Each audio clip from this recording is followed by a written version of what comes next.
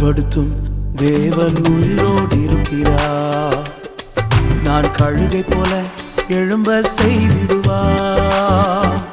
என்னை பலப்படுத்தும் தேவன் உயிரோடு இருக்கிறார். நான் கழுகை போல எழும்ப செய்திடுவார்.